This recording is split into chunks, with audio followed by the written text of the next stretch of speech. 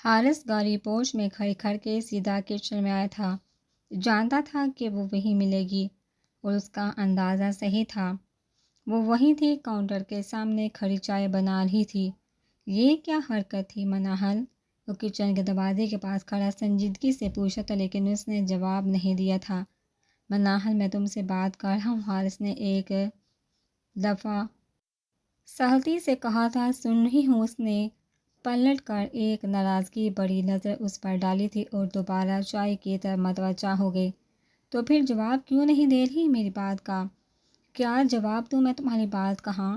اس نے burner of کر کے حارث کی طرف رخ کر لیا تھا۔ تم نے وہاں اتنا روڈلی بہیو کیوں کیا تھا؟ اس کی آنکھوں میں دیکھتے سختی سے پوچھ رہا تھا۔ میں نے روڈلی بہیو کیا تھا؟ اور جو تم نے کیا تھا وہ بھول گئے؟ اس نے تنگ کر پوچھا تھا۔ اتنی سی بات کا تم نے اتنا بڑا ایشو بنا لی۔ اگر یہ اتنی سی بات ہے تو پھر اس کو وجہ بنا کر کیوں لڑے ہو مجھ سے؟ مناحل نے ناراضگی سے اس کو دیکھا تھا اور حارث لاجواب ہو گیا تھا اس کی بات پر۔ یار، میں لڑ تو نہیں رہا تم سے، میں تو بس یہ کہہ رہا تھا کہ تم نے بدتمیزی کی مجھ سے اور بات نہیں مانی میری۔ میں نے بدتمیزی کی؟ اس کی آنکھیں حیرت سے کھلی تھی۔ غلط بات مت کرو حارث، شروعات تم نے ہی کی تھی۔ وہ انگلی اس کی جانب اٹھائے ناراضگی سے بول رہی تھی۔ اف، ٹھیک ہے، تم نے میری بات نہیں مانی اور میں نے تمہاری نہیں مانی، حساب برابر۔ چلو اب لڑائی ختم کرتے ہیں، اس نے مصالحانہ انداز میں کہا تھا۔ نہیں، پہلے اپنی غلطی مانو۔ وہ دونوں ہاتھ سینے پر باندھے منہ پھلا کر کھڑی تھی۔ اب کون سی غلطی؟ بات ختم تو ہو گئی، حارث نے حیرت سے کہا تھا۔ بات ابھی ختم نہیں ہوئی حارث، تمہاری غلطی ہے اور تمہیں مان لینا چاہیے۔ اسی انداز میں بولی تھی۔ ٹھیک ہے، جو غلطی میں نے کی ہی نہیں میں اس کو مانتا ہوں، اب ہوش نہیں، اب سوری بولو مجھے۔ حارث نے ایک ابرو اچکا کر اس کو دیکھا تھا۔ سوری کس خوشی میں بولوں میں اب؟ تم نے مجھ پر غصہ کیا تھا۔ حارث نے سر نفی میں ہلاتے دو انگلیوں سے اپنی پیشانی مس لی تھی، پھر وہ 2 قدم آگے بڑھ کر اس کے سامنے آ رکا تھا۔ محترمہ مناحل صاحبہ، میں معذرت چاہتا ہوں کہ میں نے آپ پر غصہ کیا، مجھے ایسا نہیں کرنا چاہیے تھا۔ اس کی جانب جھک کر بولا تھا۔ ٹھیک ہے، اور آئندہ مجھ سے سخت لہجے میں بات نہیں کرنا۔ وہ انگلی اٹھا کر اس کو بولتی پلٹ کر چائے کپ میں نکالنے لگی۔ حارث ہنس پڑا تھا۔ اچھا، بات تو سنو، کیا اب بھی ناراض ہے مجھ سے؟ نہیں، وہ بغیر پلٹے بولی تھی۔ پھر چائے کیوں نہیں بنائی میرے لیے؟ مناحل رات کو 2 کپ چائے لازمی بناتی تھی، ایک خود کے لیے اور دوسرا حارث کے لیے، لیکن آج اس نے صرف 1 کپ بنایا تھا۔ تمہارے لیے ہی بنائی ہے۔ مناحل نے کپ اس کے ہاتھ میں پکڑایا تو وہ جانے لگی تھی، لیکن وہ اس کے راستے میں کھڑا تھا۔ اب ہٹ پی جاؤ، کیا ساری رات یہیں کھڑے رہو گے؟ او سوری، وہ کہتے ہوئے سر پر ہو گیا تھا۔ مناحل اس کے ساتھ سے ہو کر جانے لگے تھے، لیکن پھر رک گئی اور پلٹ کر حارث کو دیکھا جو چائے کی گھونٹ بڑھ رہا تھا۔ بات سنو، مجھے کل لائبہ کی طرف جانا، اگر تم 9 بجے سے پہلے نہیں اٹھے تو دیکھ لینا پھر کہ میں کیسے اٹھاؤں گی تم کو، وہ اس کو وارن کرتے ہوئے بولی تھی۔ یار، فنکشن تو رات کو شروع ہوگا تو تم صبح صبح جا کر کیا کرو گی؟ وہ حیرت سے بولا تھا۔ تو تم کیا چاہ رہی ہو کہ میں مہمانوں کی طرح رات کو؟ جو میں کہہ رہی ہوں حارث، 9 بجے کا مطلب 9 بجے ہے، اگر نہیں تم اٹھے تو اچھا نہیں ہوگا پھر۔ وہ ایک دفعہ پھر قحطی کی کیچڑ سے نکل گئی تھی۔ حارث مسکرا دیا تھا کیونکہ اس کا کوئی ارادہ نہیں تھا صبح 9 بجے اٹھنے کا۔ وہ بک ایشو کروا کر لائبریری سے نکلی تھی جب اندر آتے کسی سے بری طرح سے ٹکرائی تھی۔ اس کے چہرے تب روشن ہو گئے تھے۔ وہ تو مقابل نے اس کا ہاتھ پکڑ کر گرنے سے بچا تھا، اپنا کتابوں کے ساتھ وہ بھی زمین بوس ہو جاتی۔ آپ ٹھیک ہیں؟ تیمور نے اس کو دیکھتے ہوئے پوچھا تھا۔ میں جی ٹھیک ہوں۔ انوشے اپنی نیچے گری اپنی کتابیں اٹھانے لگے تھے، لیکن تیمور اس سے پہلے ہی نیچے جھک کر اس کی کتابیں اٹھا چکا تھا۔ یہ لے، تیمور نے کتابیں اس کے سامنے کی تھی۔ تھینک یو، اس نے کہہ کر اپنی کتابیں پکڑی تھی، لیکن تیمور نے کتابیں نہیں چھوڑی۔ انوشے نے ایک ابرو اٹھا کر ناسمجھی سے اس کو دیکھا تھا۔ اس نے پھر سے اپنی کتابیں کھینچی تھی، لیکن تیمور نے پھر بھی نہیں چھوڑی۔ مسٹر، میری کتابیں چھوڑے، اس دفعہ انوشے نے ذرا سختی سے کہا تھا، لیکن تیمور صاحب سن کہاں رہے تھے؟ وہ تو انوشے کی چشمے کے پیچھے چھپی کالی آنکھوں میں ڈوب چکے تھے۔ تب انوشے نے غصے سے اپنا ہیل والا پیر زور سے تیمور کے پیر پر مارا تھا۔ جس سے وہ چیخ پڑا تھا، اور کتابوں کو چھوڑ کر اس نے اپنا پیر پکڑ لیا تھا۔ شاید کچھ زیادہ ہی زور سے مار دیا تھا انوشے نے، نتیجتاً ساری کتابیں پھر سے گر گئی تھی۔ او سوری، میں اٹھا دیتا ہوں۔ تیمور درد بلائے اس کی کتابیں اٹھانے لگا تھا، لیکن اس نے ہاتھ اٹھا کر روک دیا تھا۔ کوئی ضرورت نہیں، میں اٹھا لوں گی۔ اس نے تیمور کو گھورتے ہوئے نیچے جھک کر اپنی کتابیں اٹھائی تھی، پھر ایک ذلی نظر اس پر ڈال کر چلی گئی تھی، اور تیمور کو نہ جانے کیا ہوا، مقناطیس کی طرح اس کے پیچھے پیچھے چلنے لگا۔ نوشن نے 2-3 دفعہ مڑ کر اپنے پیچھے آتے تیمور کو دیکھا تھا، لیکن اس نے اپنا وہم سمجھ کر چھوڑ دیا تھا کہ کیا پتہ جہاں مجھے جانا ہے اسے بھی وہیں جانا ہو۔ لیکن اب وہ سیڑھیاں چڑھ کر کوریڈور میں مڑی تھی، اور تیمور اب بھی اس کے پیچھے پیچھے تھا۔ اس نے ایک دم سے پلٹ کر تیمور کو دیکھا۔ تم پیچھا کر رہے ہو میرا؟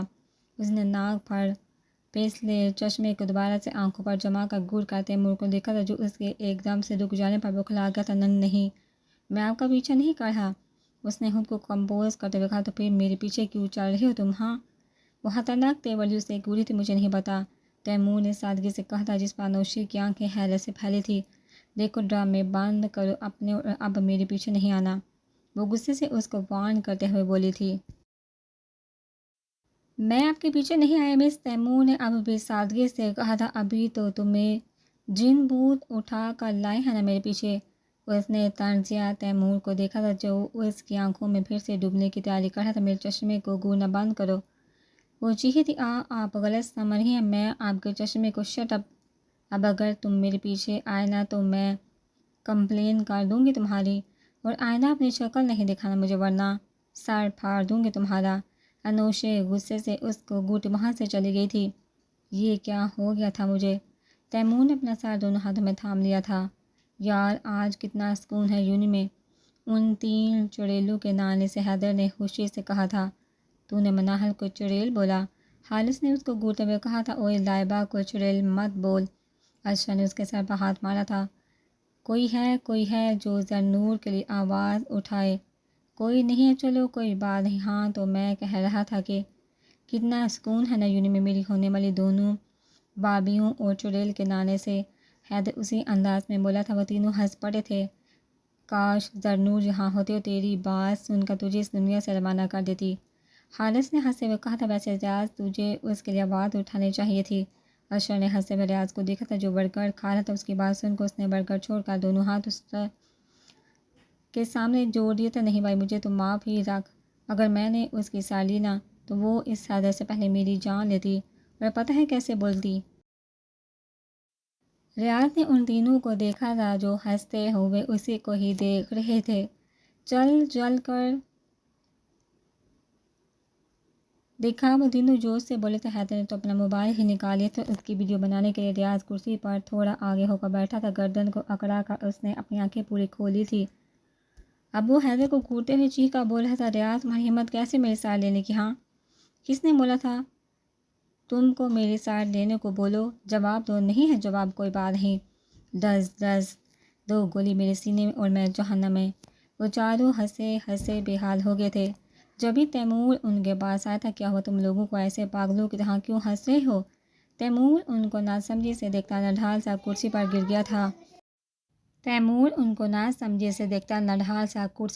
گیا تھا۔ اگر تو بھی تھوڑی دیر پہلے یہاں ہوتا نا تو ایسے ہی ہنسا ہوتا، اشرف نے اپنی ہنسی روکتے پانی پیتے ہوئے کہا تھا۔ کاش میں تھوڑی دیر پہلے یہیں ہوتا، تیمور نے افسوس سے کہتے سر کرسی کی پشت سے ٹکا کر آنکھیں مون لیں۔ حیدر نے ایک آئی برو اچکا کر اس کو دیکھا تھا۔ کیا ہوا شہزادے، کسی کو دل دے آیا ہے کیا؟ حیدر نے مسکراہٹ دباتے ہوئے ہوا میں تیر چھوڑا تھا، اور تیر ٹھیک نشانے پر لگا تھا۔ جبھی تو تیمور نے چٹ سے آنکھیں کھولی تھی۔ تجھے کیسے پتا؟ اس نے حیرت سے حیدر کو دیکھا تھا۔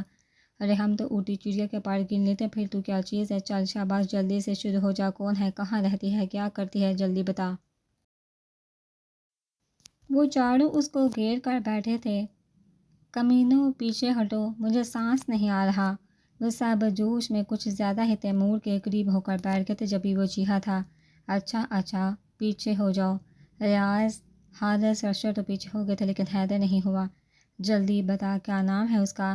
ریاض نے بے صبری سے پوچھا تھا۔ مجھے نہیں پتا، تیمور نے سادگی سے کہا۔ اچھا رہتی کہاں ہے؟ اس دفعہ حیدر نے پوچھا تھا۔ میں نہیں جانتا، اس نے اسی انداز میں کہا تھا۔ ابئی کس بے نام و نشان سے محبت کر لی تو نے؟ نام تو پوچھ لیتا، کم از کم نام پوچھنے کا موقع ہی نہیں ملا۔ اس نے دکھ سے کہا تھا۔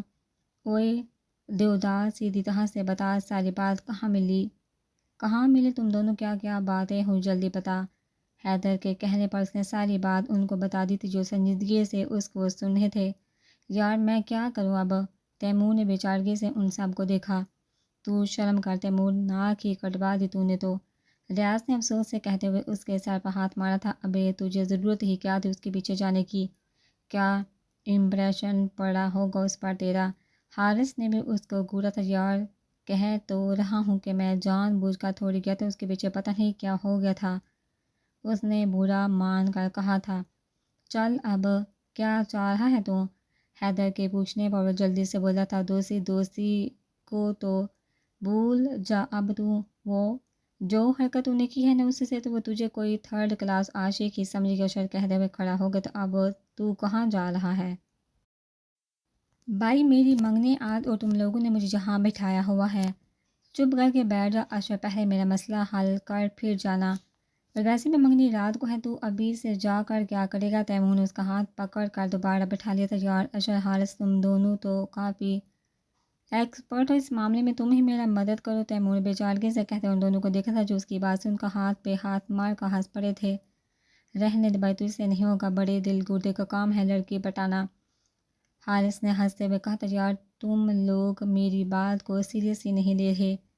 تیمور نے برا سا منہ بنا لیا تھا۔ اچھا چل بتا کیا کرے ہم؟ بس تم لوگ اچھا امپریشن ڈالو اس پر میرا۔ بھائی یہ کام تو ہی کر سکتا ہے، ہم کیسے کریں گے؟ ریاض نے حیدر سے کہا تھا۔ مجھے نہیں پتا کیسے، لیکن یہ کام تم لوگوں کو ہی کرنا ہے۔ جب یہ تیمور کی نظر کینٹین میں آتی انوشی پر پڑی تھی، اس کے ساتھ کوئی اور لڑکی بھی تھی، اور وہ رہی وہ لڑکی، دیکھو وہ رہی۔ تیمور دبی آواز سے چیخا تھا۔ کدھر ہے کدھر ہے؟ وہ چاروں چونک کر ادھر ادھر دیکھنے لگے۔ ارے وہ دونوں جو ابھی آئی ہیں، تیمور نے کہتے ہوئے مشکل سے حیدر کو پکڑ کر دوبارہ کرسی پر بیٹھا تھا، جو کھڑے ہو کر پوری کینٹین میں گردن گھما گھما کر دیکھ رہا تھا۔ ان دونوں میں سے کون سی ہے؟ ریاض نے ان دونوں کو دیکھتے ہوئے پوچھا تھا، جو کاؤنٹر کے پاس کھڑی تھی، کالے کپڑوں والی۔ بیٹھ جا بندر، اس نے پھر حیدر کو بٹھایا۔ مجھے بھی دکھا دو ابے سالے، ان دونوں نے ہی کالے کپڑے پہنے ہوئے ہیں، کچھ اور بتا؟ ریاض نے اس کو گھورتے ہوئے کہا تھا۔ اس نے چشمہ پہنا ہوا ہے۔ وہ دونوں کو کولڈ ڈرنک اور برگر لے کر لیتے پلٹی تھی، جب انوشی کے ساتھ والی لڑکی کی نظر ان پر پڑی تھی۔ حارث اور اشر تو ان کو ایک نظر دیکھ کر اپنی مسکراہٹ دباتے موبائل پر جھکے تھے۔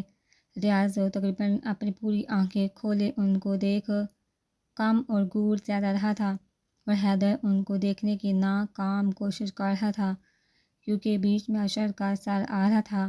اشر کے بچے اپنا سر نیچے کر حیدر نے اس کو گھورا تھا، جس نے مسکراتے ہوئے اپنا سر نیچے کیا تھا۔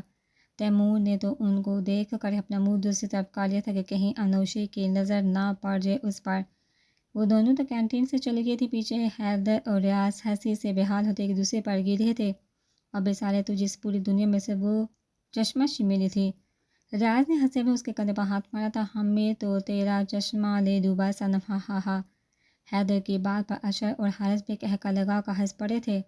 ہاں ہاں، مجھے تو لگتا ہے کہ اس کی چار آنکھوں نے تجھے پاگل کیا ہے۔ وہ چاروں بے تحاشا ہنسے تھے، جب بھی اشر کی نظر تیمور پر پڑی، جو حشمگین نظروں سے ان سب کو ہی گھور رہا تھا۔ اوئے چپ کر جا تم لوگ، اشر نے مسکراہٹ دباتے ان سب کو مصنوعی گھورتے ہوئے کہا تھا۔ ان لوگوں نے ہونٹوں پر انگلی رکھ لی تھی، اور ابھی تیمور کچھ کہنے ہی لگا تھا کہ وہ سب پھر سے ہنس پڑے۔ سیریسلی تیمور، چشمش؟ ہاں ہاں ہاں، جا رہا ہوں میں یہاں سے، کمینوں ہنس لو تم لوگ۔ تیمور ان کو گھورتے ہوئے کھڑا ہو گیا تھا، جب حارث نے اس کو پھر سے بیٹھایا تھا۔ بیٹھ جا یار تیمور، مجھے تو یہ سمجھ نہیں آ رہا کہ اس میں ہنسنے والی کیا بات ہے، اس نے تپے ہوئے انداز میں کہا تھا۔ ٹھیک ہے تیمور، اس کو پٹانا ہے نا، تو فکر مت کر، ہم سب مل کر پٹا لیں گے اس کو۔ ریاض نے ایک ہاتھ سینے پر رکھتے تسلی دیتے ہوئے کہا، اور تیمور نے اس کو گھورا تھا۔ بھائی تیرے لیے پٹائیں گے نا، ریاض نے گڑبڑا کر کہا تھا۔ یار تم لوگ کچھ کر کیوں نہیں رہے؟ اتنی دیر سے جہاں بیٹھ کر باتیں ہی کی جا رہی ہو۔ تیمور نے ناراضگی سے کہا تھا۔ تو کیوں ہتھیلی پر سر سوج مارنا چاہ رہا ہے؟ صبر کر لے تھوڑا، اگر وہ کہیں انگیج ہوئی تو جب بھی بولنا فضول ہی بولنا۔ تیمور نے حیدر کو گھورا تھا، تم لوگ کچھ کر کیوں نہیں رہے؟ اس نے بے بسی اور غصے سے کہا تھا، تو بھائی تو کیا چاہ رہے ہم کیا کرائے کہ گنڈے بن کر اس کو چھیڑنے جائیں اور تو آ کر ہم کو مار کر اس کو بچائے؟ حیدر نے اس کو گھورا تھا، پہلے تو مجھے یہ بتاؤ، اگر اس مشن میں شہید ہو گیا تو لائبہ کو کیا جواب دوں گا؟ یہ 4 آنکھوں والے بہت تیز ہوتے ہیں، بندہ دیکھ کر ہی پہچان لیتے ہیں۔ اشر نے جیسے ان کو ہر سی اہم معلومات سے آگاہ کیا تھا، میری بات مان تیمور، تو ان چکروں میں مت پڑ، ورنہ صبح شام ان دونوں کی طرح اس کے پیچھے لٹو کی طرح گھومتا ہی رہے گا۔ مجھے اور حیدر کو دیکھ کتنے مزے میں ہیں، نہ لڑکی نہ ٹینشن۔ ریاض نے اس کے کندھے پر ہاتھ رکھتے ہوئے کہا تھا، اور پہلے میری سیٹنگ کروا دو۔ چشمش کی دوست سے حیدر نے دانت نکالتے ہوئے کہا تھا، انسان بن جا حیدر۔ اب چشمش نہیں بولا۔ حیدر نے اس کو گھورتے ہوئے وارن کیا تھا، میرا مطلب تھا کہ اگر دوست کو پہلے پٹا لے تو بھابھی کو پٹانا آسان ہو جائے گا نا۔ حیدر نے وضاحت دی تھی، اور تیمور کے ذہن میں جمعہ ہوا تھا، وہ جلدی سے اشر کی جانب بڑھتا تھا۔ اشر، تیری منگنی ہے رات کو؟ وہ جوش سے بولا تھا، ہاں مجھے پتا ہے، اس نے اطمینان سے کہا تھا۔ اشر، تو سمجھا نہیں، تیری منگنی ہے رات کو؟ تیمور خوشی سے تمتماتے چہرے کے ساتھ اپنی بات پر زور دے کر بولا، او بھائی مجھے پتا ہے میری منگنی ہے رات کو، تو آگے تو بول۔ تو اس لڑکی کے پاس جا، اس کو انوائٹ کر رات کو آنے کے لیے۔ تیمور جوش سے بولا تھا، اور وہ 4 اس کو ایسے دیکھ رہے تھے جیسے ان کو بلو ویل کھیلنے کے لیے بول رہا ہو۔ تو چاہ رہا ہے کہ میں اس لڑکی کے پاس جا کر اس کو انوائٹ کروں؟ اشر نے سیدھے ہوتے ہوئے سنجیدگی سے کہا تھا۔ اس نے زور سے سر اس بات میں ہلایا تھا، میں اسے کہوں، مس میں آپ کا نام نہیں جانتا، میں یہ بھی نہیں جانتا کہ آپ کون ہیں، کہاں رہتی ہے، لیکن میری رات کو منگنی اور میں چاہتا ہوں کہ آپ آئیں، یہی چاہ رہا ہے نا تو؟ اشر تیمور کو سنجیدگی سے دیکھتے ہوئے پوچھا تھا، ہاں ہاں میں یہی چاہ رہا ہوں، یہی چاہ رہا ہوں۔ وہ اب بھی جوش سے بولا تھا، ایک لگاؤں گا میں، تیرے ہوش ٹھکانے آ جائیں گے نا، نہ جان نہ پہچان، دعوت دینے پہنچ جاؤ اس کو، سالے تجھے تو صرف دھمکی دی ہے، میرا تو وہ سچ میں سر پھاڑ دے گی۔ اشر نے اس کو گھورتے ہوئے کہا تھا، جس کا جوش جا کی طرح بیٹھ گیا تھا، تو میں اور کیا کروں؟ تیمور نے اپنا سر دونوں ہاتھوں میں تھام لیا تھا۔ جب بھی حارث کے فون کی میسج ٹون بجی تھی، اس نے ٹیبل پر پڑے فون کو اٹھا کر دیکھا، احمد کا میسج تھا۔ وہ میسج پڑھ کر کھڑا ہو گیا تھا، چل تیمور تو میرے ساتھ چل، احمد آ گیا باہر، پارکنگ میں ویٹ کر رہا ہے، ہم دونوں مال جا رہے ہیں، تو بھی ہمارے ساتھ چل، وہ تیرے مسئلے کا حل نکالے گا، چل شاباش جلدی کھڑا ہو۔ حارث نے اس کا ہاتھ پکڑ کر کھڑا کیا تھا۔ حیدر، ریاض، جب تک تم دونوں اس گدھے کو لے کر سیلون جاؤ، تھوڑی صفائی کرواؤ، اس کی کتنا گندا ہو رہا ہے، ایسے جائے گا منگنی کرنے۔ حارث نے اشر کو گھورا تھا، کیا ہو گیا یار، ابھی صبح ہی تو نہا کر آئے ہو۔ اشر نے حیدر سے کہا تھا، میں تو کہتا ہوں کہ اس کو بعد ٹب میں بہت سارا تیزاب ڈال کر ڈبو دیتے ہیں، شام تک ایسے صاف ہو کر نکلے گا۔ حیدر نے سنجیدگی سے کہا تھا، میری بات مان تو سیلون کو چھوڑ، اس کو لے کر لانڈری چلتے ہیں، وہاں اس کو واشنگ مشین میں ڈال کر 2-3 چکر دیں گے نا، تھوڑی صاف ہو جائے گا۔ حیدر اور ریاض سنجیدگی سے اشر کو پرسوچ نظروں سے دیکھتے بول رہے تھے، تو کیا بولتا ہے حارث، کیا کرے اس کے ساتھ؟ اب وہ دونوں حارث کو دیکھ رہے تھے، مجھے تو یہ دونوں طریقے ہی ٹھیک لگ رہے ہیں، پہلے اس کو تیزاب والے ٹب میں ڈبو دینا، پھر مشین میں گھما دینا، اگر پھر بھی فرق نہ پڑے تو پہلے کسی کارپینٹر سے اس کی گھسائی کروا لینا، پھر اس کو ٹب میں ڈبونا۔ حارث بھی گہری سنجیدگی سے اس کو دیکھتے ہوئے بول رہا تھا، ابے چل ریاض پکڑ، اس کو پہلے گھسائی ہی کروا لیتے ہیں اس کی۔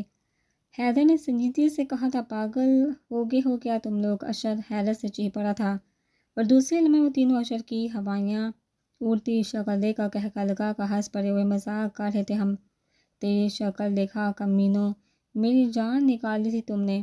وہ بھی ہنس پڑا تھا، ویسے بھی کھلتی رنگت اور کھڑے نگوش والے اشر کو ضرورت ہی نہیں تھی کہ تیاری کی، وہ ایسے ہی بہت ہینڈسم لگتا تھا۔ اچھا مذاق ختم کرو اور نکلو یہاں سے، 3 تو تم لوگوں نے یہیں بجا دیا۔ حارث ان لوگوں سے کہتا تیمور کے ساتھ پارکنگ کی جانب چلا گیا، تو وہ تینوں بھی کھڑے ہو گئے۔ بیچارہ تیمور کیسا مجنون ہو گیا ہے اس چشمش لیلا کے پیچھے۔ حیدر کے کہنے پر وہ دونوں ہنس پڑے تھے، بیٹا جب تجھے محبت ہوگی نہ تب پتہ چلے گا، عشر نے ہنستے ہوئے کہا تھا۔ اللہ نہ کرے کہ کبھی مجھے محبت ہو۔ وہ تینوں باتیں کرتے ہوئے باہر آ گئے تھے۔ لو بھائی بہنو رانی، آ گیا تمہارا ڈریس۔ منال لائبہ کے ہاتھ پر مہندی لگا رہی تھی جب زر نور مسکراتے ہوئے ایک بڑا سا ڈبہ اٹھاتے چلی آئی۔ اس کے پیچھے ملازمہ بھی تھی جس نے باقی سامان اٹھا رکھا تھا۔ زر نور اور منال صبح سے ہی لائبہ کے گھر پر ہی آئی ہوئی تھی۔ لائبہ اکلوتی تھی جبھی ان دونوں نے سارا کام سنبھالا ہوا تھا۔ دکھاؤ ذری، کیسا ہے ڈریس؟ منال نے اشتیاق سے پوچھا۔ زر نور نے ڈبہ بیلٹ پر رکھ کر اس میں سے ڈریس نکال کر ان کے سامنے کیا تھا۔ میرون کلر کی نیچے تک آتی میکسی تھی جس کا فرنٹ پورا بڑا ہوا تھا۔ اس کے گلے اور دامن پر نگینے لگے ہوئے تھے، آستین پر بھی چھوٹے نگینوں کا کام ہوا تھا۔ دوپٹے کے چوڑے سے بارڈر پر بھی یہی نگینے لگے تھے۔ پوری میکسی اس طرح سے جگمگا رہی تھی جیسے اس میں ہیرے جڑے ہوں۔ ان دونوں نے ہی ستائش سے دیکھا تھا۔ کیا بات عشر کی پسند کی؟ زر نور نے کہتے ہوئے احتیاط سے ڈریس کو الماری میں لٹکا دیا تھا۔ ویسے مجھے نہیں لگتا تھا کہ اس کی اتنی اچھی پسند ہو سکتی، منال نے ہنستے ہوئے کہا تھا اور پھر سے اس کی مہندی لگانے لگی۔ کیا یہ سب بھی عشر کی پسند کا ہے؟ زر نور نے لائبہ سے کہتے ہوئے بیڈ پر پڑے سامان کی طرف اشارہ کیا تھا جس میں ڈریس کے ساتھ کے میچنگ کی جولی، سینڈل، چوڑیاں وغیرہ تھے۔ نہیں، سب تو بھابھی اور آنٹی کی پسند کا ہے۔ جو بھی ہو ساری چیزیں ہی زبردست ہیں، زر نور نے ستائش سے کہا تھا۔ چلو ببل ہو گئی تمہاری مہندی پوری، اب یہاں آرام سے بیٹھی رہو، ہلنا نہیں۔ منال نے اس کی مہندی کو فائنل ٹچ دیتے ہوئے کہا تھا جو مہندی پوری ہوتے دیکھ کر اٹھنے لگی تھی۔ یار میں 2 گھنٹوں سے یہاں بیٹھی ہوں، ذرا باہر کا کام دیکھوں۔ لائبہ دوبارہ اٹھنے لگی تھی لیکن منال نے اسے دوبارہ پکڑ کر بیٹھا دیا تھا۔ کوئی ضرورت نہیں ہے کام وام دیکھنے کی، ہم دونوں ہیں نا، تم بس آرام سے بیٹھو۔ جب یہ لائبہ کی امی ملازمہ کے ساتھ کمرے میں آئی تھی جس کے ہاتھ میں ٹرے تھی۔ کب سے کام میں لگی ہو تم دونوں، چلو اب کچھ کھا لو۔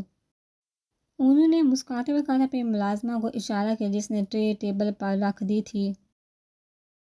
سچ میں آنٹی چائے کی تو مجھے بے حد طلب ہو رہی تھی۔ زر نور نے ہنستے ہوئے ٹرے میں سے چائے کا کپ اٹھایا تھا۔ مجھے پتہ چل گیا تھا جبھی لے آئی۔ وہ بھی مسکرا کر کہتے لائبہ کی مہندی دیکھنے لگی۔ I am impressed, very impressed, تم نے مجھے بے حد متاثر کیا، تم جیسا انسان تو میں نے آج تک نہیں دیکھا۔ سچ میں کمال کے انسان ہو تم۔ تیمور نے پیچھے سے آ کر ایک زوردار تھپڑ حیدر کے سر پر مارا تھا جو آدھے گھنٹے سے ڈریسنگ ٹیبل کے سامنے کھڑا خود کی تعریف کیے جا رہا تھا۔ تجھے جیسا خود پسند انسان میں نے آج تک نہیں دیکھا، شرم کر، لڑکیوں کو بھی پیچھے چھوڑ دیا تو نے تو۔ ریاض نے بتاثر سے کہا تھا، یار میری گھڑی ڈھونڈ کر دے دو، مل نہیں رہی مجھے، عشر نے پریشانی سے کہا تھا۔ وہ سب اس وقت عشر کے گھر پر اس کے روم میں تیار ہو رہے تھے۔ نفاست پسند عشر کو اپنے کمرے کا حال دیکھ دیکھ کر غش آ رہے تھے۔ ایک چیز بھی ٹھکانے پر نہیں تھی، پورا کمرہ جنگ کے بعد کا منظر پیش کر رہا تھا۔ منگنی ہونے کی خوشی نے تو تجھے اندھا کر دیا عشر۔ حارث نے اس کو گھونتے ہوئے ڈریسنگ پر پڑی گھڑی اٹھا کر اس کے ہاتھ میں دی تھی۔ جب میں نے تو 5 دفعہ دیکھا تھا، مجھے کیوں نہیں نظر آئی؟ عشر نے ناسمجھی سے کہا تھا۔ صحیح کہہ رہا حارث، صرف منگنی کی خوشی میں تو اندھا ہو گیا، شادی میں تو پاگل ہی ہو جائے گا۔ ریاض نے خود پر پرفیوم کا سپرے کرتے ہوئے کہا تھا۔ ایسی بھی بات نہیں، اب وہ چمک گیا تھا، حد ہے لڑکو، تمہاری تیاری ختم نہیں ہوئی ابھی تک۔ جبھی احمد نیوی بلو کلر کی شلوار قمیض پر بلیک کلر کی چادر گلے میں ڈالے داخل ہوا تھا، اس کو اندر آتے دیکھ عشر اس کے سامنے جا کھڑا ہوا۔ احمد تو بتا، ٹھیک تو لگ رہا ہوں نا میں؟ عشر وائٹ شلوار قمیض پر میرون کلر کی واسکٹ پہنے بہت پیارا لگ رہا تھا لیکن وہ اپنی تیاری سے مطمئن نہیں تھا۔ سچ میں عشر تو شہزادہ لگ رہا ہے۔ احمد نے ایک نظر اس کا تنقیدی جائزہ لیتے ہوئے مسکرا کر کہا تھا، چل تو کہتا ہے تو مان لیتا ہوں۔ وہ بھی ہنس دیا تھا۔ جلدی کرو تم لوگ، انکل غصہ کر رہے ہیں۔ احمد نے ان لوگوں کو دیکھتے ہوئے کہا تھا جن کی تیاری ختم ہونے میں نہیں آ رہی تھی۔ ان سب نے شلوار قمیض پہنی ہوئی تھی۔ ریاض نے براؤن کلر کی، تیمور نے فیروزی، حارث نے بلیک۔ ان تینوں نے احمد کی طرح بلیک کلر کی چادر گلے میں ڈالی ہوئی تھی جس کا ایک سرا آگے لٹک رہا تھا اور ایک پیچھے۔ یہ عشر کا ہی آئیڈیا تھا۔ حیدر کی لاکھ منت کرنے کے باوجود بھی وہ چادر کے لیے نہیں مانا تھا، اس لیے اس نے عشر کی طرح ہی وائٹ شلوار قمیض پر نیلے رنگ کی واسکٹ پہنی ہوئی تھی۔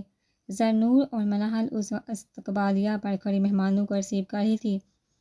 ساری ارینجمنٹ لان میں ہی کی گئی تھی۔ ایک طرف اسٹیج بنایا گیا تھا، مہمانوں کے لیے کرسیاں اور ٹیبلز لگائی گئی تھی، ہر ٹیبل پر مختلف رنگوں کے تازہ پھولوں کے بوکے رکھے ہوئے تھے۔ ایک طرف ساؤنڈ سسٹم کا بھی انتظام کیا گیا تھا جس میں دھیمے سروں میں سیروم میں بجتے گانے ماحول پر ایک سحر طاری کر رہے تھے۔ سارے لان کو برقی کمکموں سے سجایا گیا تھا، کافی عمدہ سجاوٹ کی گئی تھی۔ زرنور اور مناہل نے تہنوں تک آتے گیرداغ فراق پہن رکھے تھے۔ زرنور کا کلر گلابی تھا اور مناہل کا لائٹ سے میکا میں ہلکی پھلکی جولی پہنے وہ دونوں ہی بے حد پیاری لگ رہی تھی۔